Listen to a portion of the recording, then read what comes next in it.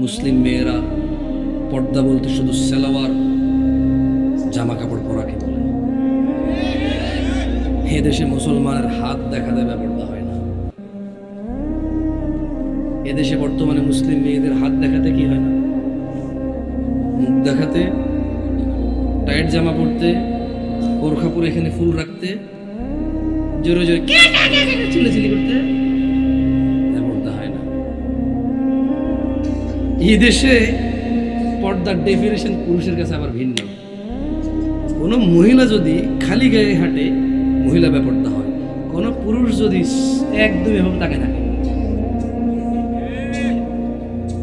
পুরুষের আবার বেপরদা হয় না। দারুণ জিনিস। হ্যাঁ, পুরুষের কি সুবিধা, ঠিক না? ইসলামে পুরুষের কি সুবিধা না? কি সাথে থাকলে পুরুষ বেপরদা হয় না?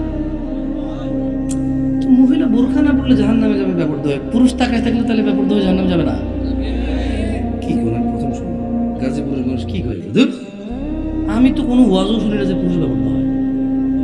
পর্দা আসলেই তো আগে মহিলা মাথায় আসে। পর্দা এখনকার মানুষের তো পর্দা আসলে ওই জায়গায় জানালার পর্দা আসে হয়, মাথা নাইলে মহিলা আসে। পর্দার ভিতরে পুরুষ আছে? হ্যাঁ, তাই নাকি? কি বলেন? তো তাহলে ছেলেরা যে এই স্কুলগুলো ছুটি দিলে, মাদ্রাসাগুলো ছুটি দিলে, যে এভাবে চুল প্যারেং প্যারেং করে কাইটা, এই যে মানে একদম জিন্স টাই প্যান্ট শার্ট পরে, আইফোন হাতে নিয়ে, হ্যাঁ, সিগারেট এভাবে হাতে নিয়ে, হ্যাঁ, এভাবে স্টাইল করে দাঁড়ায় থাকে, এভাবে বাইকের মধ্যে হেলান দিয়ে, তাহলে ও ব্যাপারটা হয় না?